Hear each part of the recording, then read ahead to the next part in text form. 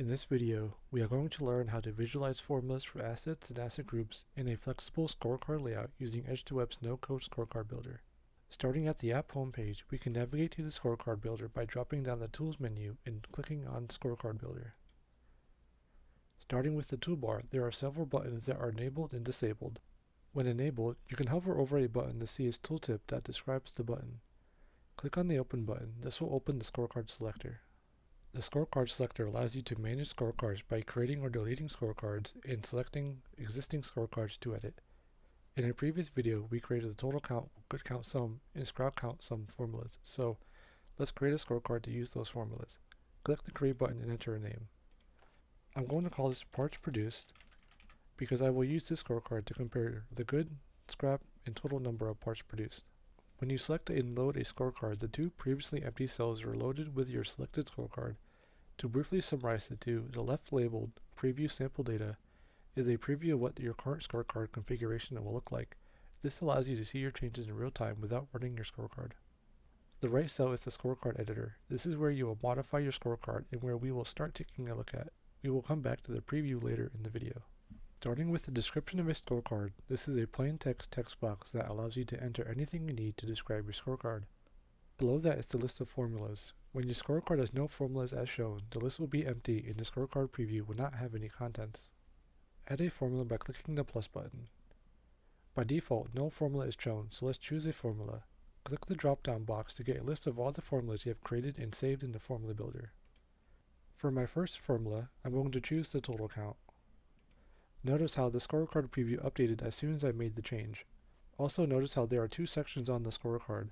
The upper section is called the total section and the bottom is called the graph section. Next to the formula there is another drop-down labeled Show. This controls what section of your formula gets shown in, so by default it is both. But I can switch it to either section to change where my data gets visualized. I can show it in the graph, or in the total, or both. I'm going to choose total because I want to see the total number of parts produced above the graph of the good and the scrap. We will not cover all of the options a formula has in this video, but refer to the help page for a description of each option. I'm going to do some additional configuration to this formula, such as changing the label to parts and modifying the format of this number. I can click the ellipses button to the right of the format to open up the format editor. Since I will just be displaying the parts produced, it is a whole number, so I would like to add just a comma. I can choose this option below, but I could also manually type it in the format box above. I'm going to click OK and add two new formulas. As I mentioned, I wanted a graph of the good and the scrap, so I'm going to change these two new formulas to formulas we already created. I can also change these both to the graph and change their default colors. Moving on to the axis config below my list of formulas. The axis config controls the options of the graph section. I can set a format for all of the data I want in the graph, and I can add some thresholds too. I will type in the format that I want here, and I can modify my thresholds here. Using the ellipses button next to the thresholds label, I can open up the primary threshold editor. This is the primary editor because it is connected to the primary axis. Should you want, you can enable a secondary axis and adjust its configuration too. I don't want any thresholds in my scorecard, but you can add and remove thresholds by using these buttons at the top. You can modify its label, its value, and its color in a color picker, but I don't want any, so I'm going to cancel out. Now, before I finish my scorecard's configuration, let's take a look at the preview. We've seen that the preview will update with each change that I make and will randomly generate data with respect to the config.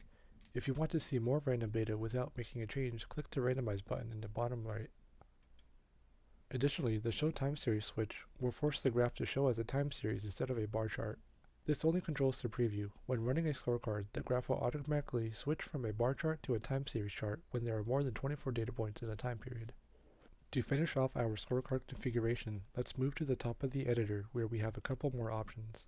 The state indicator option allows you to change how the header of the scorecard will appear. For example, if I choose the alarm state indicator, the color of the header will change based on the alarm state and the icon will be added to the header along with its state becoming a tooltip for the header.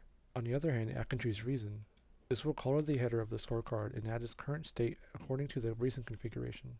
Due to the complexities of these header configurations, the preview will not display these changes. However, we will see how this looks later in the video when we run this scorecard. Moving on to the two switches. These switches control what a user can do when running a scorecard. When a user selects a group that has multiple assets, a scorecard will be displayed for each asset. If you allow sorting, a user would be able to pick from a dropdown how to sort a scorecard list. By choosing None, the user can choose any formula in the total section to control the sort. But by choosing a formula here, you can also limit their selection. The sort order controls the default sort order for lists, and a user can change this on the page themselves. Following the sort switch is the filtering switch. This allows the user to enter text into a search area to filter the list of scorecards. This is useful if they want to filter scorecards by an asset name. Lastly is the graph interval. This dropdown controls the time period by which the data will be grouped by. If you set it to auto, the graph will adjust to the period itself. For instance, if you have a time period of 24 hours, you will get a data point for every hour, but if you have a time period of a week, you will get a data point for every day. You can override the default algorithm by selecting a specific graph interval here. Now that our scorecard configuration is done, let's save it so that we can test it. You can only test a scorecard after you save it, so let's click the button to test. When testing or running a scorecard, you must first select an asset or a group of assets. Scorecards support both and will display one scorecard for each asset selected. I'm going to select a group of assets where this group of assets has 7 assets inside of it. After selecting an asset or assets, the scorecards will load and a time range selector will appear at the top of the page. With this, you can control the time range of the data shown with some preset shift configurations, some generic time ranges, and a custom time range. You can also set the default time zone for the page and also the refresh interval of the page. Below that, you can see our list of scorecards. We can modify the sort order by choosing a formula to sort by, and changing the ascending or descending order of our scorecards.